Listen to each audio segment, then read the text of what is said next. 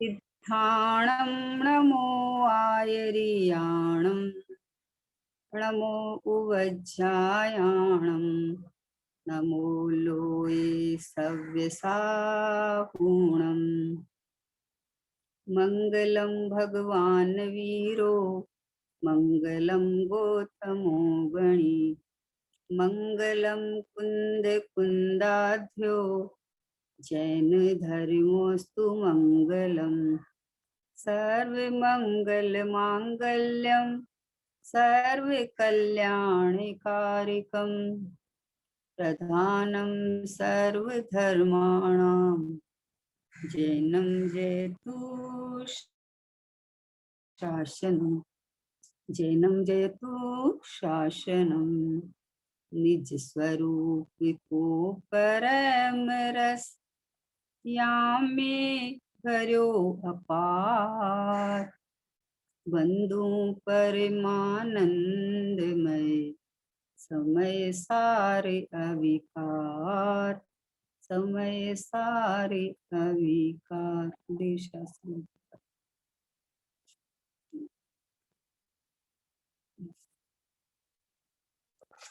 पूज्य गुरुदेव श्री के वचनामृत का स्वाध्याय चल रहा है अपने।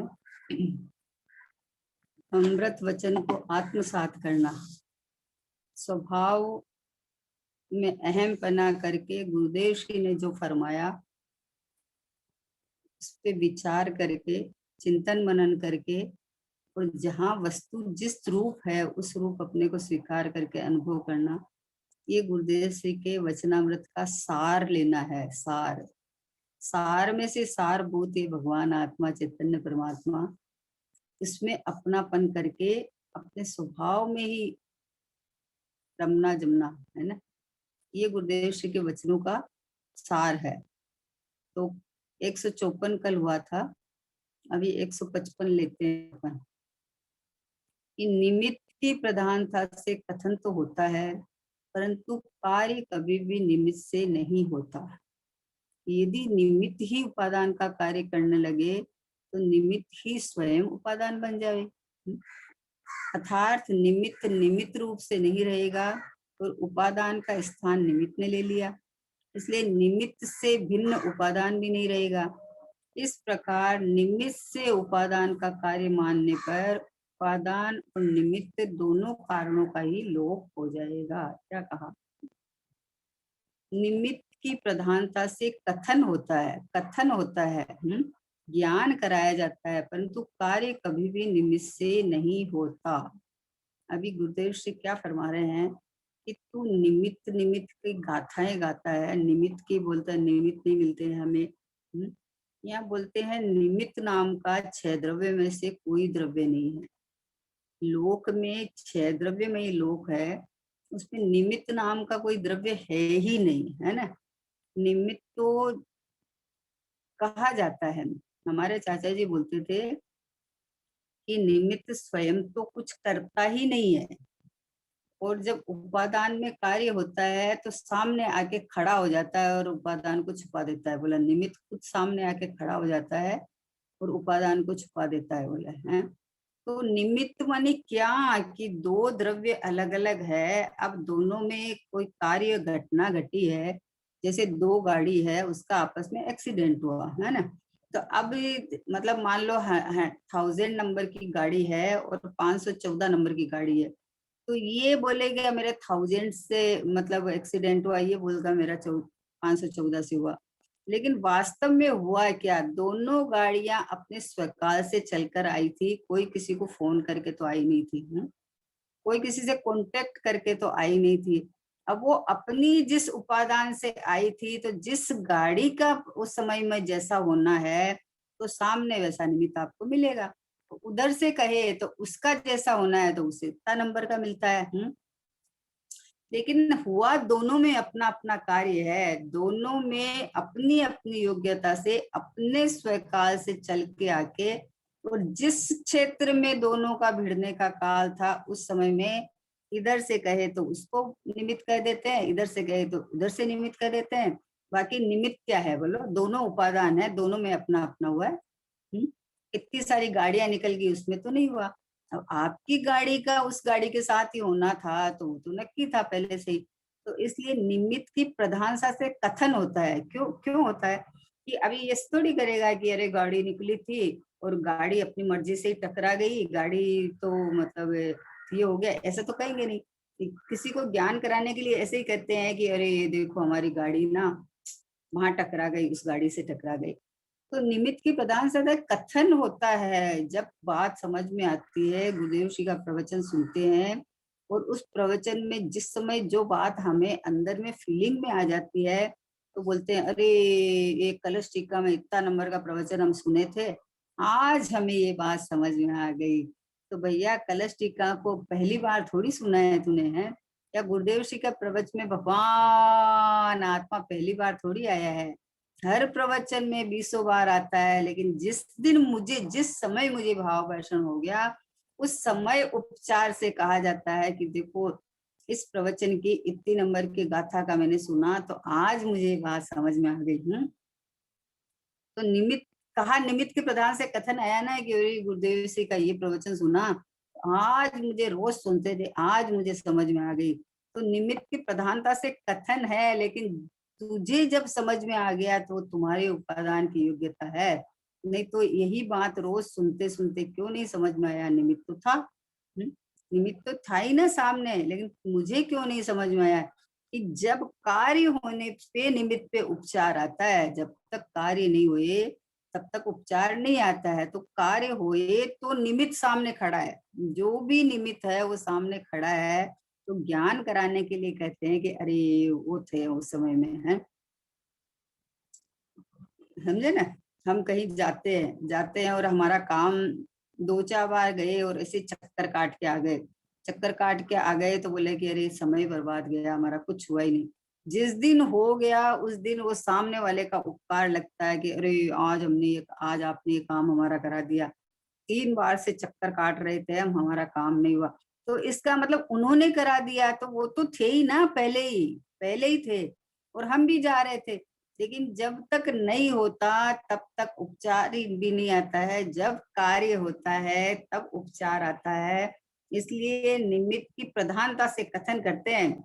वास्तव में कार्य तो उपादान से ही होता है। क्यों कि यह परिणति सकर्ता, जो परिणमन करता है वही उसका कर्ता, कर्म, कर्ण, संपदान, अप्रदान, अधिकरण, षटकारक उसका उसमें ही है। उसका कारण कार्य अंदर ही पड़ा हुआ है, बाहर में नहीं है।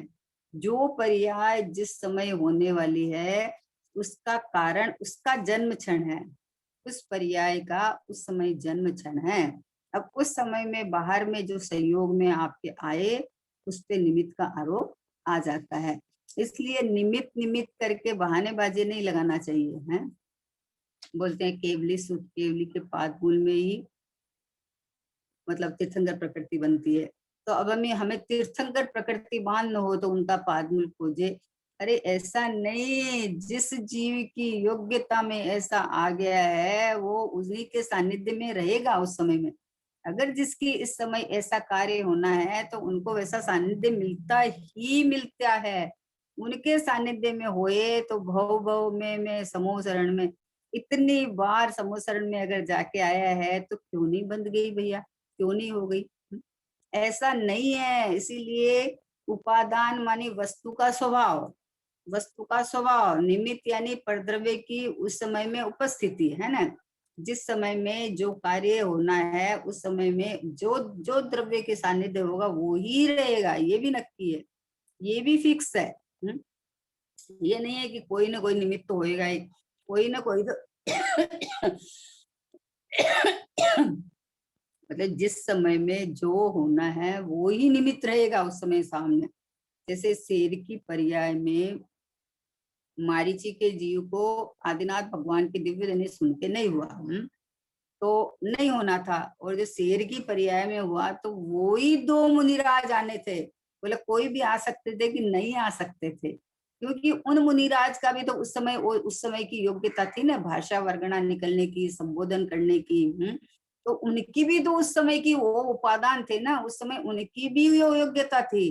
तो वो अपने राग के कारण आया है, इसका उपादान पक गया, इसलिए मुनिराज नीचे आए हैं कि नहीं, उनके उनके ज्ञान में दिख गया था कि इस जीव का भी होना, तो उनका उस जाति का राग आया, उनको उस जाति के परिणाम आए, तो वो अपनी योग्यता से आए हैं, और इससे शेर की पर्याय में इस जीव का अपना उपादान पक गया था, संसार के अभाव का काल आ गया था, वो तो होना ही था।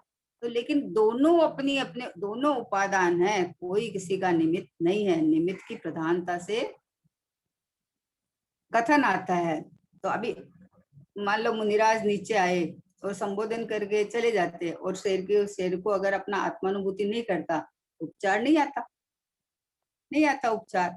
और जब किया तो आ गया, मारीची के पर्याय में नहीं माना तो उपचार नहीं आया, दिव्यध्वनि तो सुननी थी। अब उसमें क्या करेगी, उनकी दिव्यध्वनि के कारण उल्टा समझ गया कि 3 काल में संभव नहीं है। भगवान की दिव्य ध्वनि से कोई विपरीत समझ जावे 3 काल में संभव नहीं है। अपनी योग्यता उस समय की ऐसी थी कि आपकी समझण में क्या आने वाला है वो योग्यता थी। इसलिए निमित्त की प्रधानता से मात्र कथन होता है, तो कार्य हमेशा उपादान से ही होता है, क्योंकि जो द्रव्य हो वो द्रव्य के साथ परिणमन है, तो परिणमन अपने षटकारक से परिणमन करता है, तो अपनी योग्यता से होता है। उस समय 6 द्रव्य में से सानिध्य तो रहेगा ना, हर समय हर जगह 6 द्रव्य है। तो अब जिस समय जिस रूप कार्य हुए उस समय उसका सानिध्य हुए तो उपचार आता है, परंतु कार्य कभी भी निमित्त से नहीं होता। यदि निमित्त ही उपादान का कार्य करने लगे तो निमित्त ही स्वयं उपादान बन जावे, फिर 2 द्रव्य न्यारे रहेंगे ही नहीं। फिर रहेंगे ही नहीं, ऐसा नहीं है। ओ कार्य हमेशा अपनी योग्यता से होता है। जैसे बोलते ना कि किसी को प्रथम सम्यक दर्शन होता है, तो उस समय में सामने जीवंत गुरु कोई चाहिए ना, जीवंत चाहिए, मतलब जले हुए दीपक से दीपक जलते हैं। तो कोई बोलते हैं, अभी बहन से को एक बार प्रश्न पूछा कि किसी ज्ञानी का वीडियो है, तो उसको सुन रहे हैं, तो उससे सम्यक दर्शन हो सकता है कि नहीं हो सकता, कि बोला नहीं हो सकता। वो तो मुर्दा है, वो तो जड़ है, जड़ से नहीं हो सकता। अगर ये बात आपने पिछले भव में या पहले साक्षात गुरु से सुनी हुई है, तो वो देख के तुम्हें वो ख्याल में आके भावाशन होके अपना कार्य अपने से ही होगा।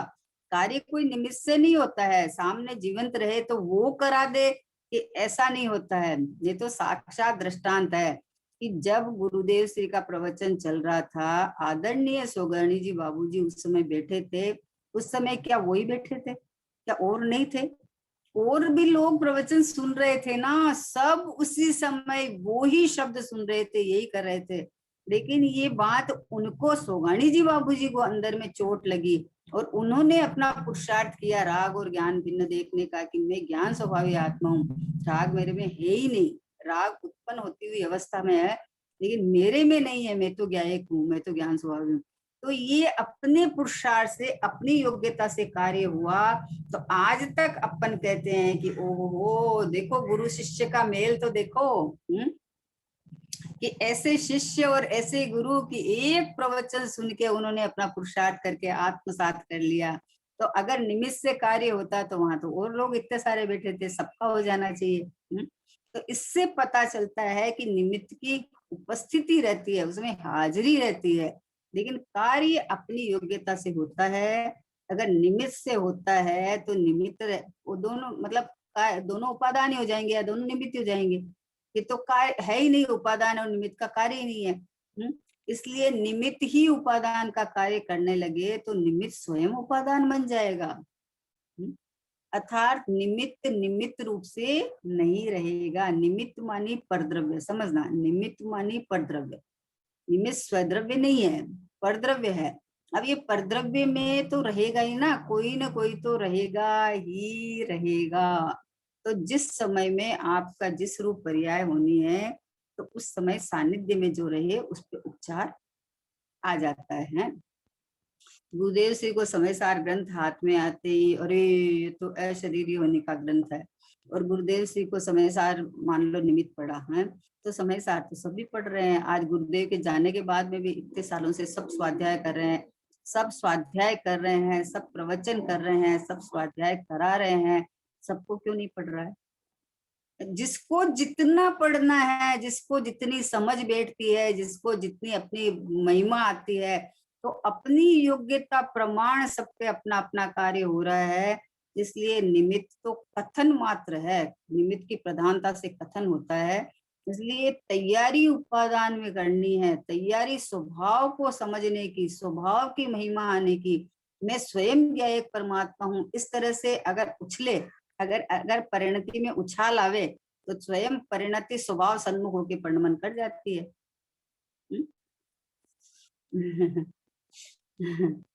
गुरुवर ने समझाया मार्ग सीधा और सपाट है, गुरुवर ने समझाया मार्ग सीधा और सपाट है, मेरी ज्ञान परिणति अब खा गई गुलाट है, इसी रास्ते से ही होगा शिवपुर को जाना, सबसे सरल है निज पद को पाना, जिनवर की वाणी से हमने ये जाना,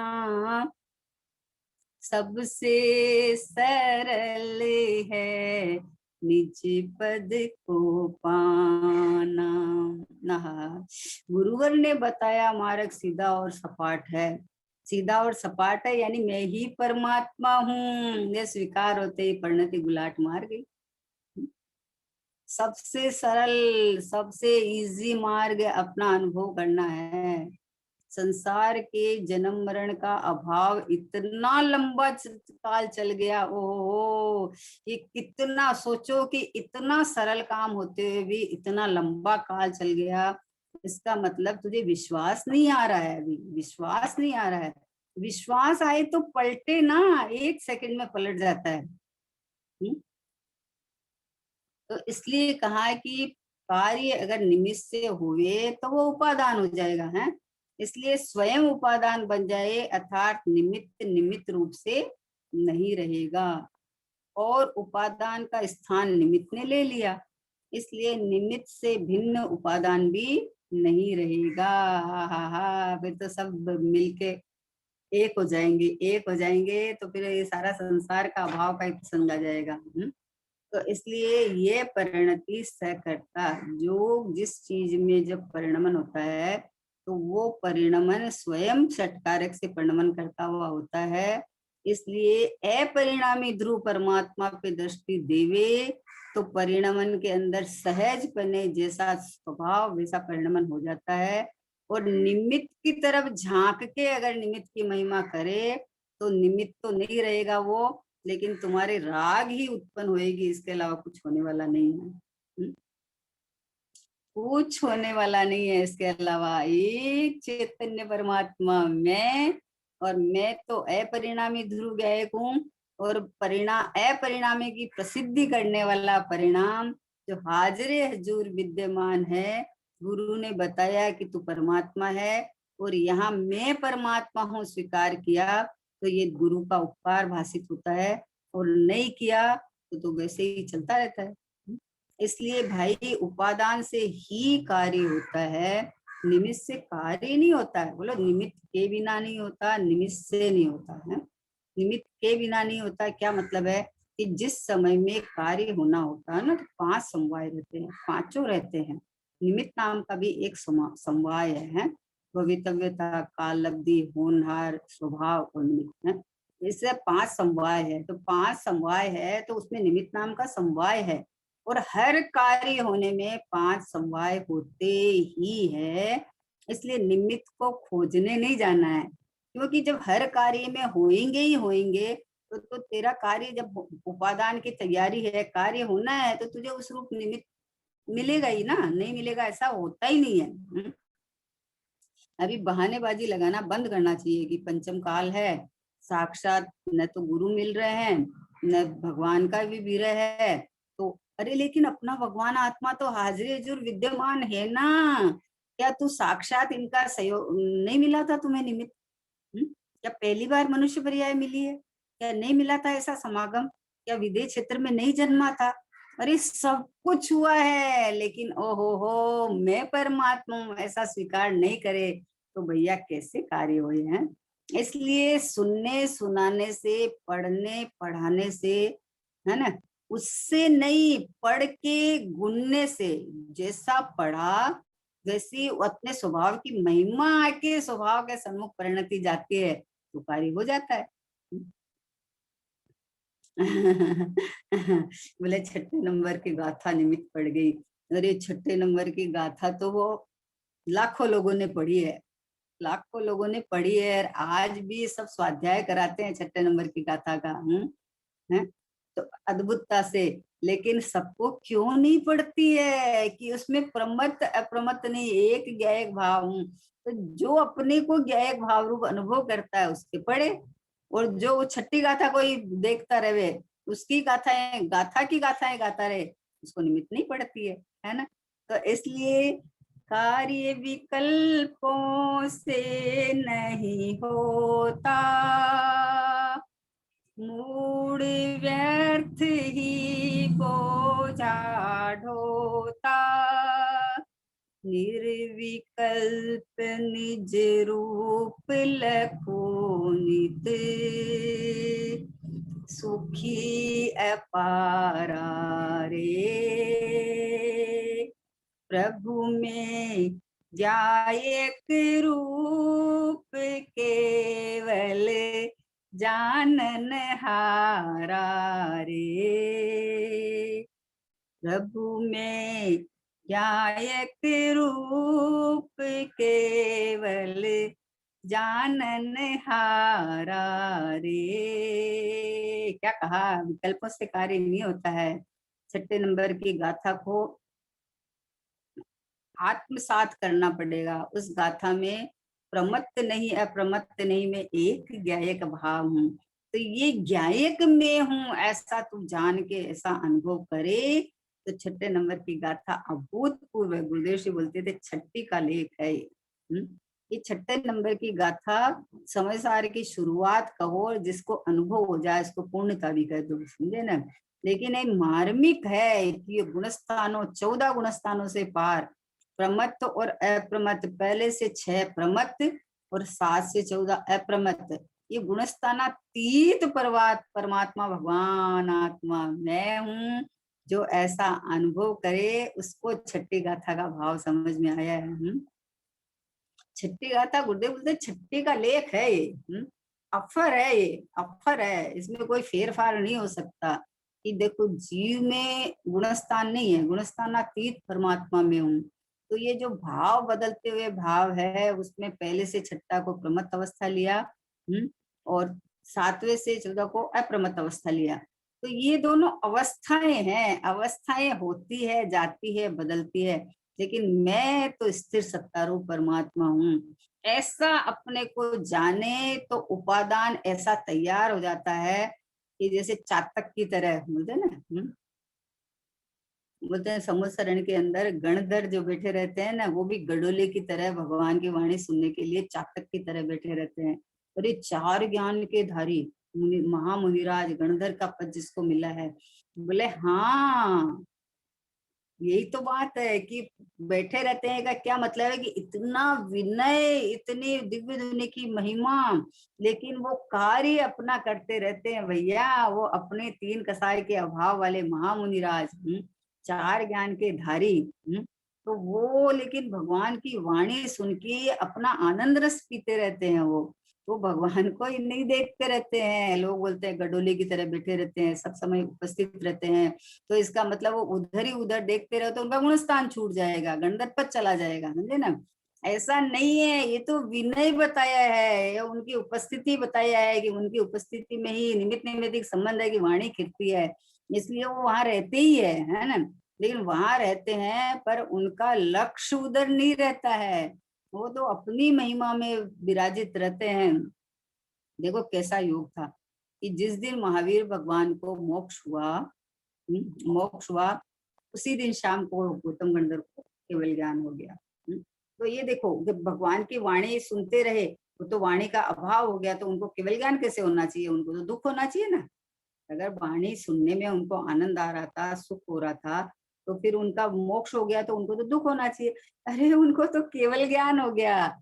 इससे ही पता चलता है कि गणधर वहां उपस्थित तो रहते हैं, लेकिन वो अपने स्वभाव में आनंदित करते हैं, स्वभाव में विराजमान रहते हैं। भगवान की वाणी में अपनी महिमा आती रहती है, तो उनको तो अपनी अंदर से महिमा चलती रहती है, अपनी प्रभुता भाषित होती रहती है ना। इसलिए निमित्त पे उपचार आता है, कथन आता है निमित्त की तरफ से, लेकिन निमित्त से कार्य नहीं होता। इसलिए दुखी नहीं होना चाहिए। मैं तो बोलूं बिल्कुल दुखी नहीं होना चाहिए। पंचम काल है, सानिध्य नहीं मिलता है, हमें ये नहीं मिलता है। अरे अपना सानिध्य कभी छूटता ही नहीं है, इसकी महिमा तो देखो। हमारे गुरु ने हमें गायक गुरु दिखा दिया, हमारे गुरु ने हमें मैं परमात्मा में दिखा दिया।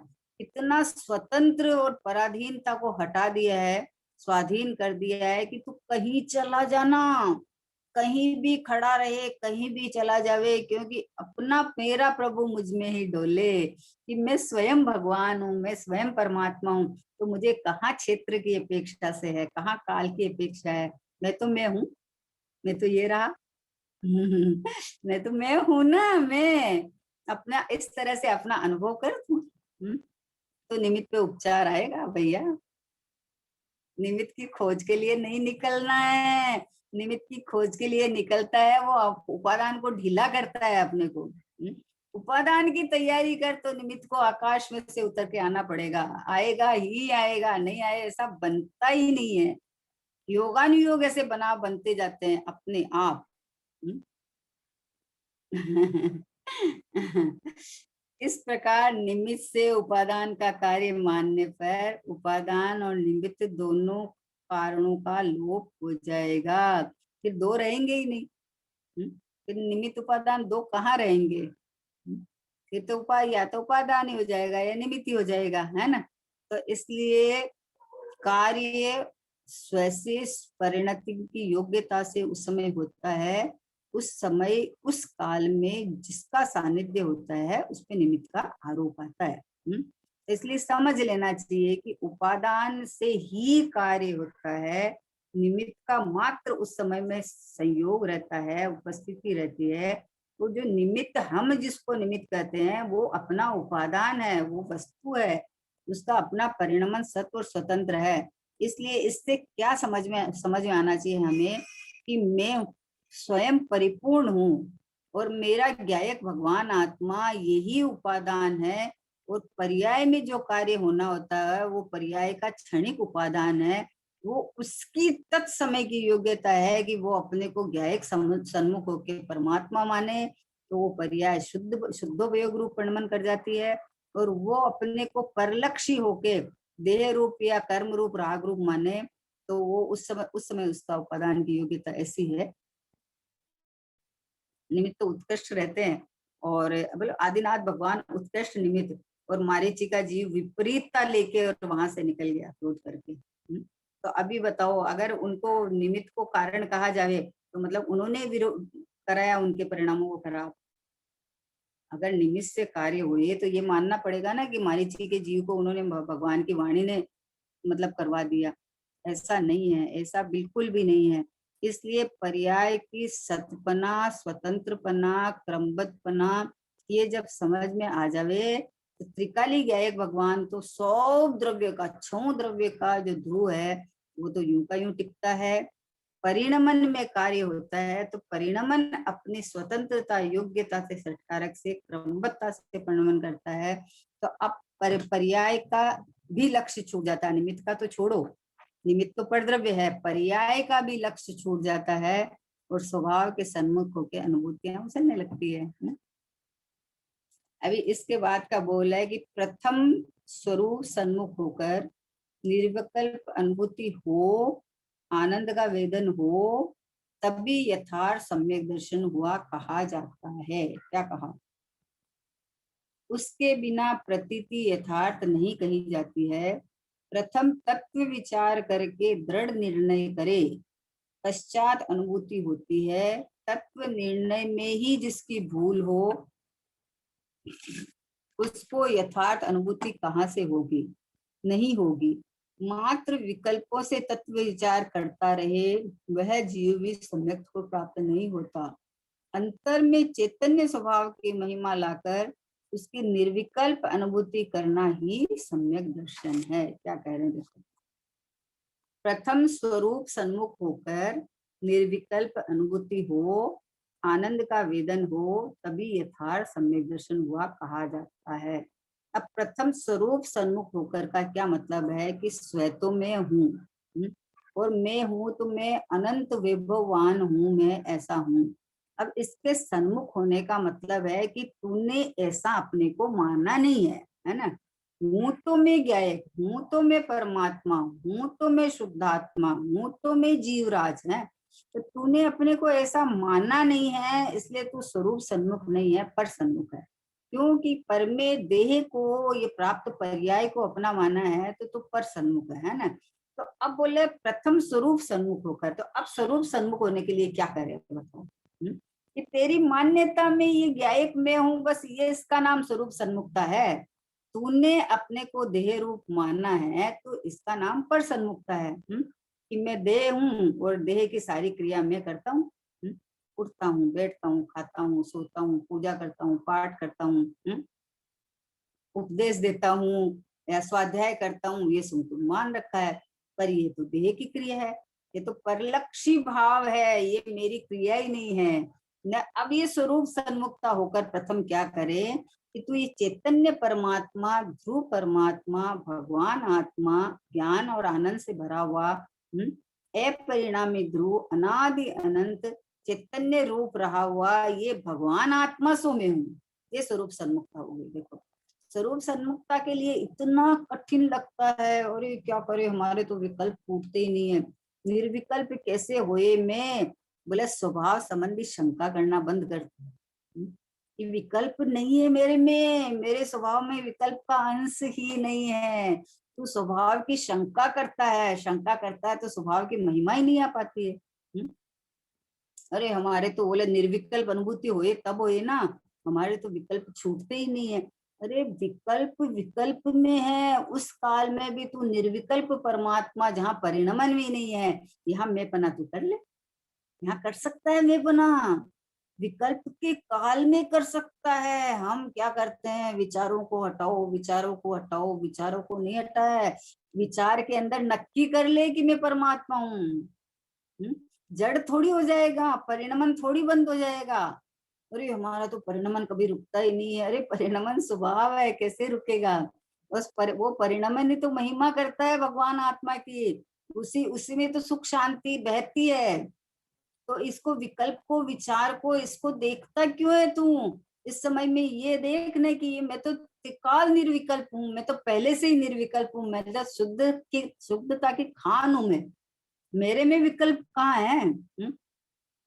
निर्विकल्प अनुभूति का मतलब है कि आप, जैसे जैसे एक दृष्टांत के तौर से अपन देखते हैं ना, कि हम कहीं जा रहे थे तो स्टेशन पर अभी गाड़ी को आने को देरी थी। तो गाड़ी को आने को देरी थी तो हम कोई काम से, जैसे सामान रख के बच्चे को खड़ा करके कोई काम से हम चले गए, है ना।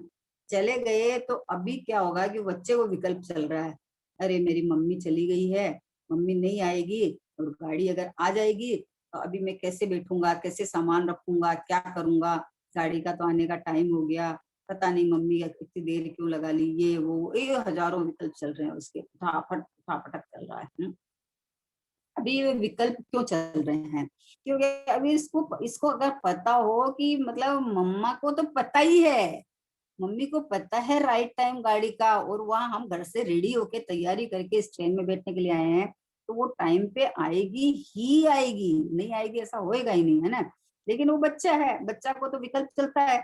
तो अभी उसको क्या हुआ कि क्या उसका विचार बंद हो जाएगा? कि विचार नहीं बंद होगा। जैसे ही उसने दूर से अपने मम्मी की साड़ी देखी और उसके विकल्प खत्म हो गए।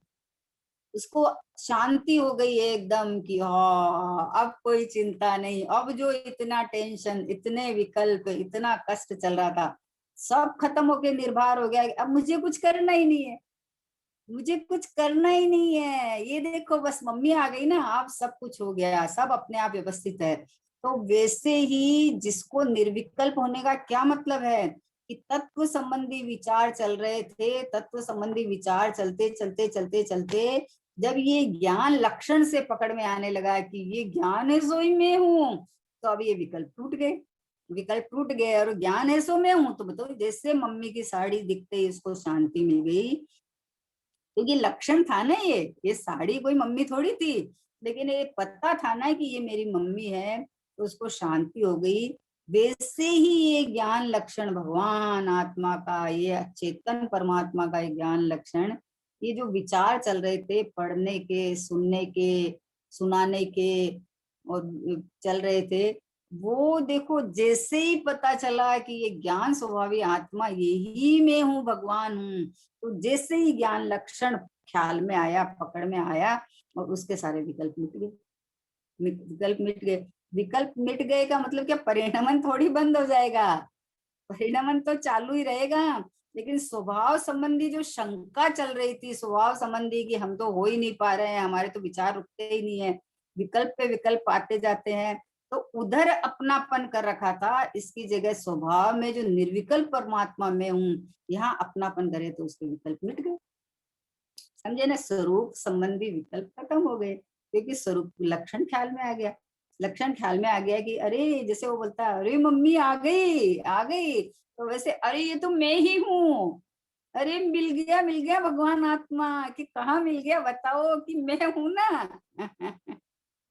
है, तब करने कराने के ये वे सारे विकल्प मिट गए। अरे हमें तो अनुभूति होती ही नहीं है, अरे बोले अनुभूति स्वरूप भगवान आत्मा अनुभव में आ रहा है। तू कौन सी अनुभूतियां की बात कर रहा है, तू जड़ होके थोड़ी अनुभूति करेगा कि विकल्प ही नहीं आए, विकल्प ही नहीं आए।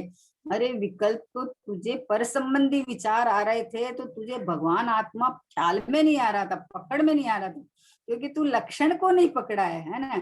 और जब लक्षण पकड़ में आ गया कि अरे ज्ञान मेरा लक्षण है, वो तो चालू ही है, वो तो एक समय भी बंद नहीं होता है, क्योंकि बिना ज्ञान के अंदर मैं कुछ भी नहीं जान सकता। अगर ज्ञान नहीं हो तो आप कुछ भी नहीं जान सकते। तो मतलब मेरा जाननापना चल रहा है, ज्ञान चल रहा है, इसका मतलब मैं हूं ये देखो स्वरूप, स्वरूप सन्मुखता हो गई उसी समय। तो बोला अभी तो निर्विकल्प तो हुआ नहीं। अब कौन सा निर्विकल्प की बात करता है तू, स्वरूप संबंधी शंका चल रही थी तुझे, और तुझे अपना लक्षण पढ़ के ये पता चल गया कि ओहो ये तो मैं ही हूँ, तो ये स्वरूप संबंधी शंका खत्म हो गई आप।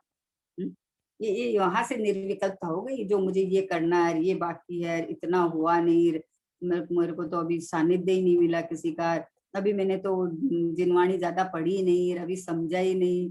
अरे तो तुझे ज्ञान लक्षण समझ में आ गया ना, तो तुझे सब समझ में आ गया है, समझ लो। तो अभी इतनी जो शंकाएं चल रही ना, वो हट के और लक्षण पकड़ में आता ही स्वरूप संबंधी शंका खत्म हो गई, निर्विकल्प हो गया, उतना निर्विकल्प हो गया। अभी इधर अपनी महिमा आनी शुरू हो गई।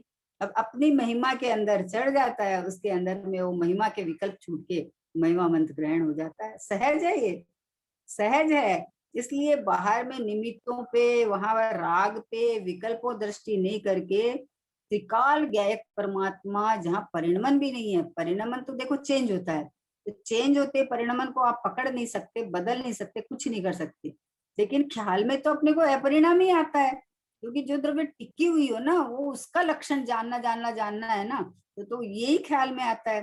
तो इस पे शंका क्यों करता है? अपना स्वभाव प्रत्यक्ष है, प्रकट है, ज्ञान से लक्षित है, पकड़ में आने वाला है, फिर भी इस पे शंका करता है।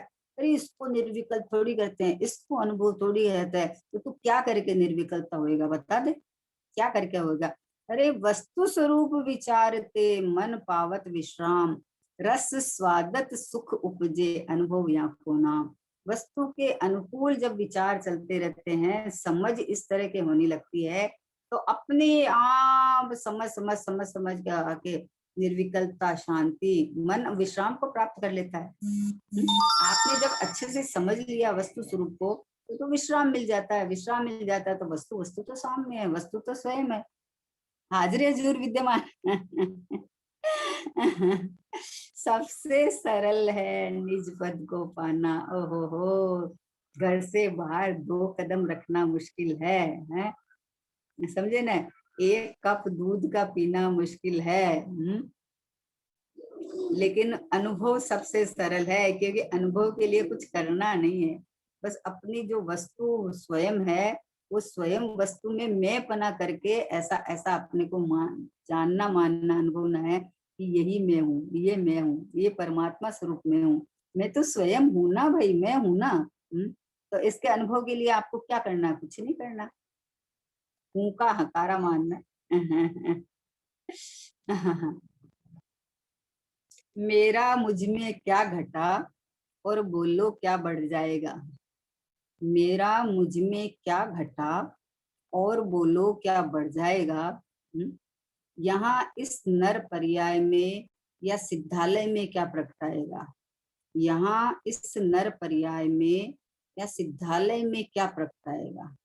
यह चैतन्य ज्योति एक यूं ही जगमगाती रह जाएगी। यह मानी मैं, यह चैतन्य ज्योति यूं ही जगमगाती रह जाएगी।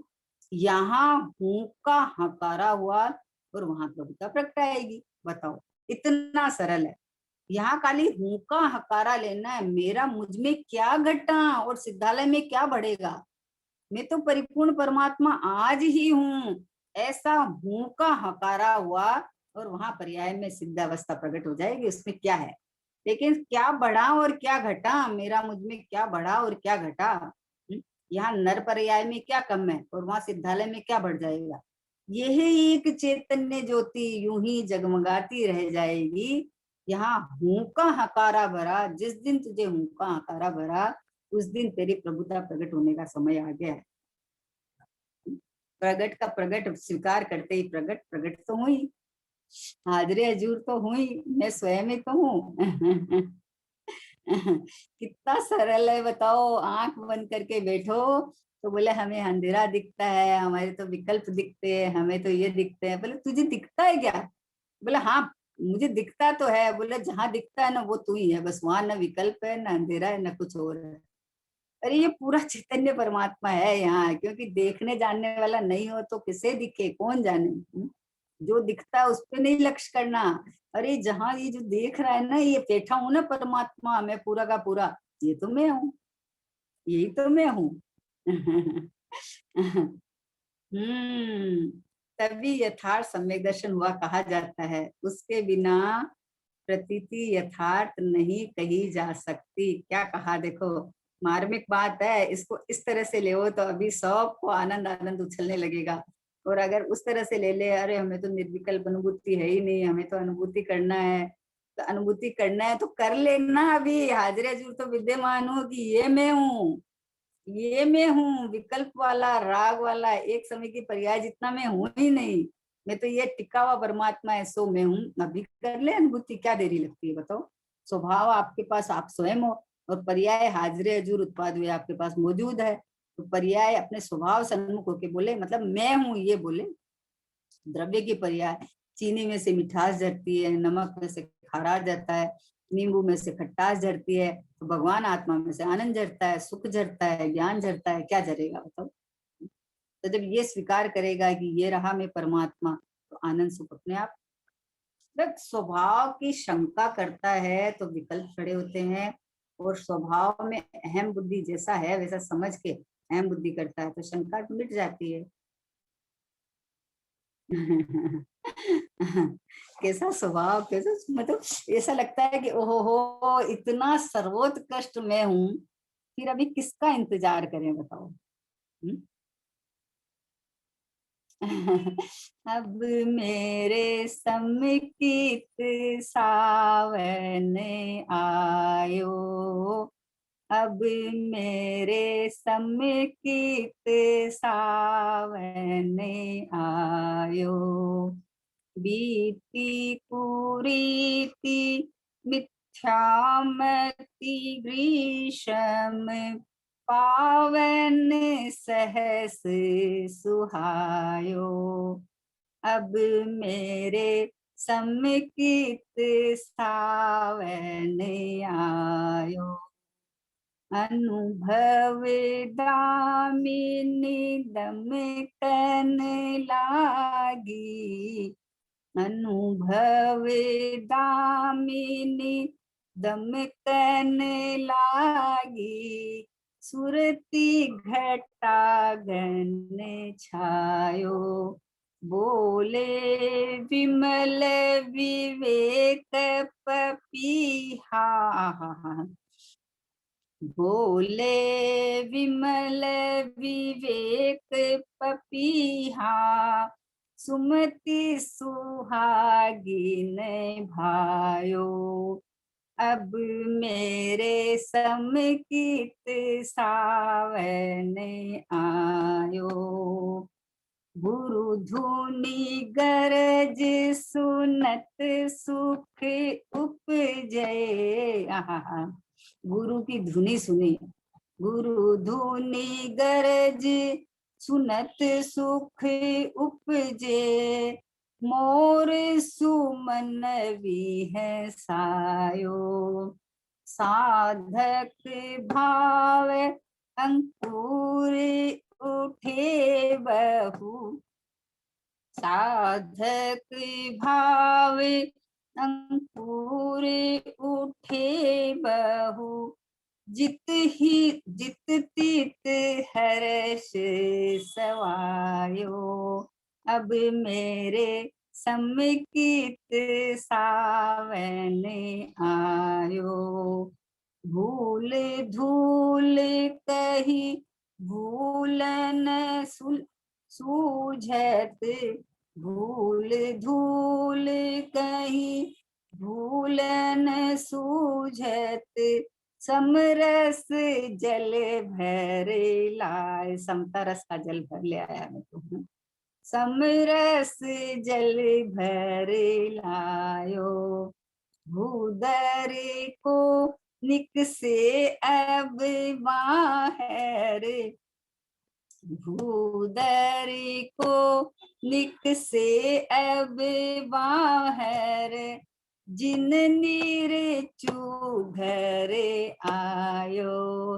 अब मोहे समिकित सावन आयो। अब मेरे समिकित सावन आयो। बोलो, अब जो अपना नीरज अपने घर में आया है, अब वो अपने घर से बाहर क्यों निकलेगा? अपने घर को देख बावरे। सुख का जहाँ खजाना है। क्यों पर में सुख खोज रहा है। क्यों पर का दीवाना है। क्यों जब मैं स्वयं हूँ और स्वयं आनंद रस कंदू तो क्यों पर का दीवाना बनता है? बोले है। बोले प्रथम तत्व विचार करके क्या कहा, देखो, प्रथम स्वरूप सन्मुख होकर निर्विकल्प अनुभूति हो, आनंद का वेदन हो, तभी यथार्थ सम्यक दर्शन हुआ कहा जाता है। उसके बिना प्रतीति यथार्थ नहीं कही जाती है। मतलब कहने का मतलब है कि खाली बातों बातों में नहीं होता है। वस्तु स्वरूप विचारते मन पावत विश्राम। रस स्वादत सुख उपजे अनुभव या को नाम। वस्तु स्वरूप का विचार, वस्तु का गोलन, वस्तु के अंदर में निमग्नता चलती रहती है, तब तो फिर वो मन को विश्राम मिल जाता है। वस्तु आप मन के विचार करें और वैसी वस्तु आपको सामने दिखती है तो फिर विचार मिट जाते हैं। तो बोला यथार्थ आनंद का वेदन हो, निर्विकल्प अनुभूति हो, आनंद का वेदन हो। देखो, आनंद के लिए कोई इंतजार नहीं करना पड़ता। आनंद मतलब आपको ये अंदर से विश्वास आ गया कि अरे ये मैं ही परमात्मा हूँ, तो आपको अंदर से खुशियां उछलने लगती है, नाचने लगती है कि अरे मैं हूं तो मिल गया। फिर क्या आत्मा को खोजना है? मैं ही आत्मा हूं ना, मैं ही आनंद स्वरूप हूँ, तो फिर क्या आत्मा को खोजना है? मिल गया, ये तो मैं ही हूँ।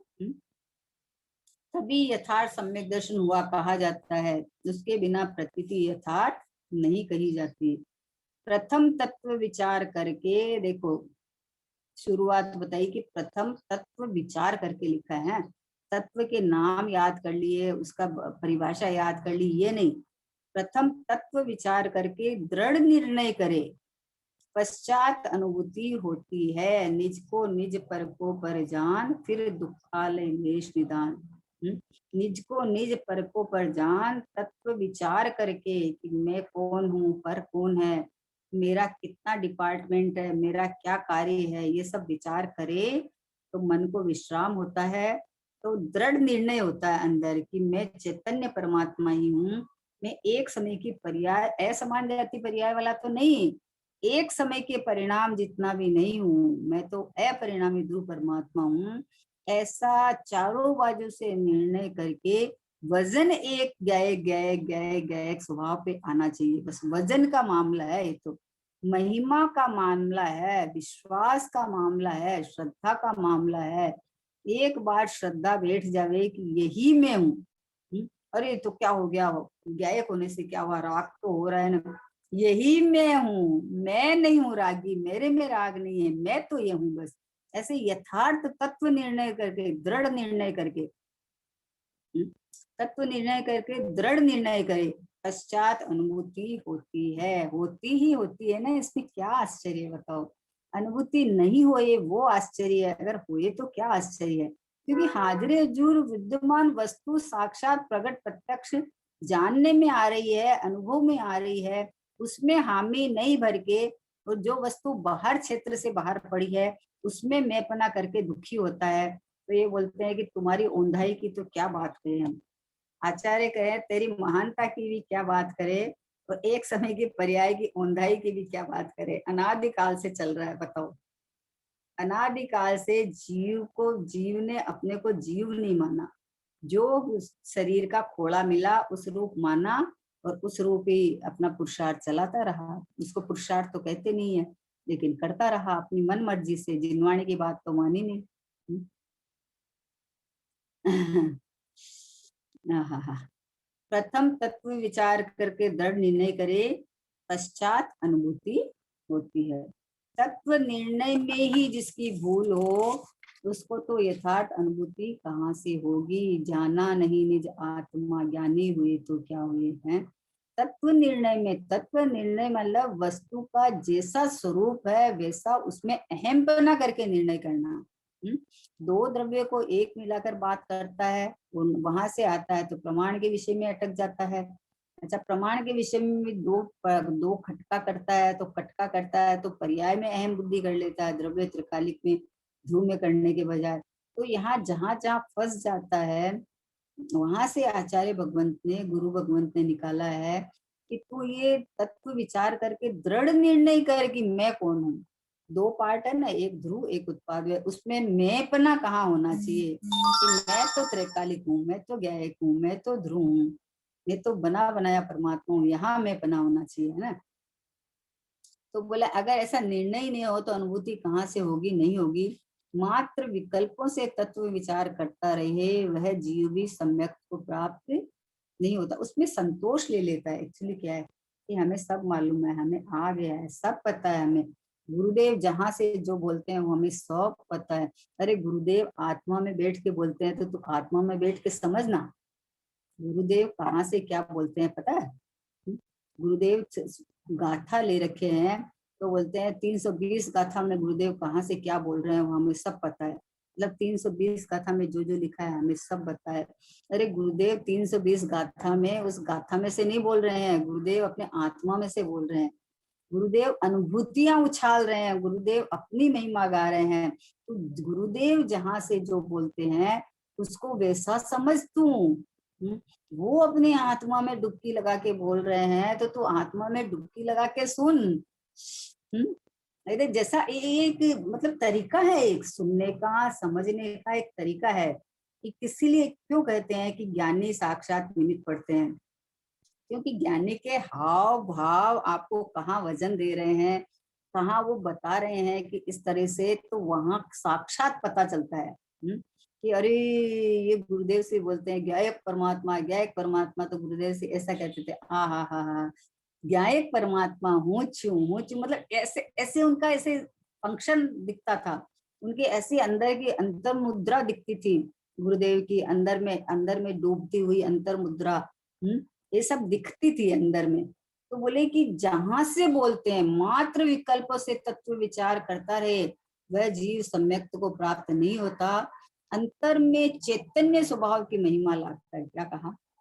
अंतर में चैतन्य स्वभाव की महिमा लाके, कैसे महिमा लाए कि ये मैं हूँ, ये चैतन्य प्रभु परमात्मा मैं ही तो हूँ। तब मैं हूँ तो मैं कितना उत्कृष्ट हूँ, मैं कितना भरचक परमात्मा हूँ, अनंत गुणों से भरा हुआ और अनंत वैभववान, और कब से कि अनादि से कि कब तक कि अनंत काल तक ऐसा भरचक यूं का यूं मैं रहने वाला हूँ, अपरिणामी ध्रुव हूं ना।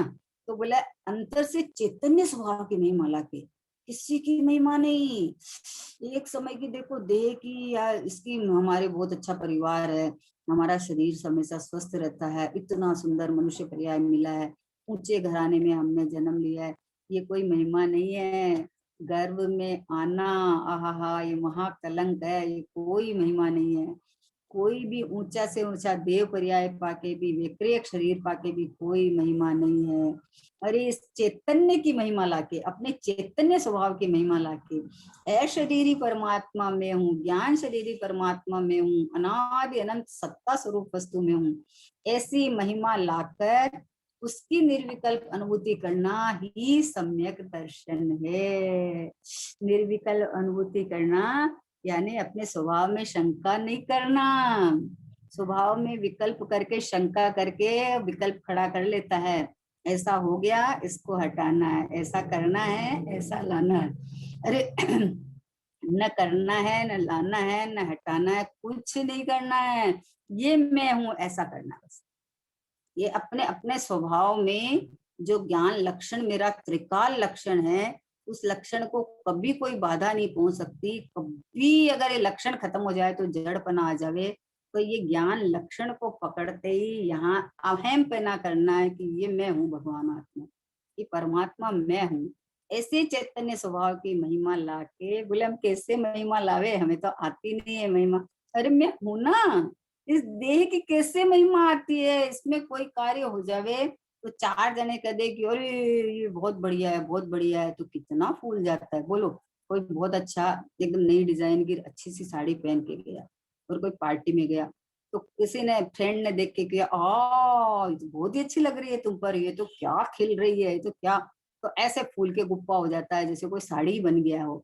अरे भैया ये किसकी प्रशंसा चल रही है, कौन है मैं, क्या मान रहा हूं मैं? अरे मैं तो इसके अंदर बैठा जाननहार परमात्मा हूँ, मेरी प्रशंसा दूसरा क्या करेगा? मैं तो स्वयं ज्ञानानंद का सागर भगवान आत्मा हूँ, परमात्मा हूँ। ऐसा जिसको अपने अंदर में चैतन्य स्वभाव की महिमा आती है, तो इस जड़ पुद्गल की कोई महिमा नहीं है, कोई महिमा नहीं है। ये तो पुद्गल का ढगला है, ढगला। जिस समय, जिस क्षेत्र में, जिस काल में, जिस समय में जो संयोग मिलना है मिलता है, और जाना है वो चला जाता है। लेकिन मैं उत्पाद वे से रहित, संयोग वियोग से रहित, जन्म मरण से रहित, देह और देहातीत से रहित, अभी वर्तमान में ये टिका हुआ परमात्मा, ये चैतन्य परमात्मा, ये ध्रुव परमात्मा, ये आनंद स्वभावी परमात्मा, ये वर्तमान में मैं ये रहा हाजिर हजूर विद्यमान, बताओ हूं ना मैं?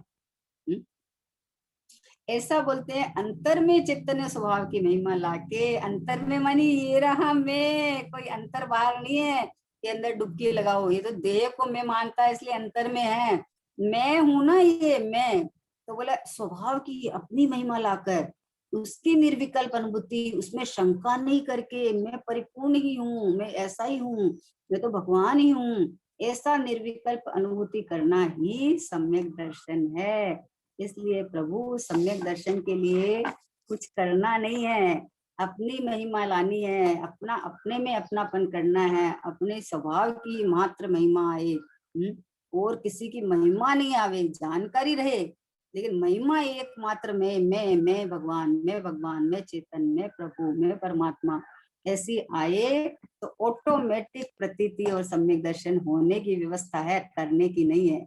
मैं तो हूँ और वो होती है, जो होती है सो मैं नहीं, मैं तो पहले से ही परिपूर्ण हूँ। ऐसा अंदर से श्रद्धान लाके, ऐसा अपनापन लाके, और अपने को परम पवित्र परमात्मा रूप वेदन करना, तो ऑटोमेटिक सम्यक दर्शन ज्ञान चारित्र प्रकट हो जाएगा, जो समय हो गया। निज निधि निज में बताई, यह अनंत उपकार है। इसके लिए जिन वाणी माँ को वंदना शत बार है, वंदना शत बार है। 9 बार नमः।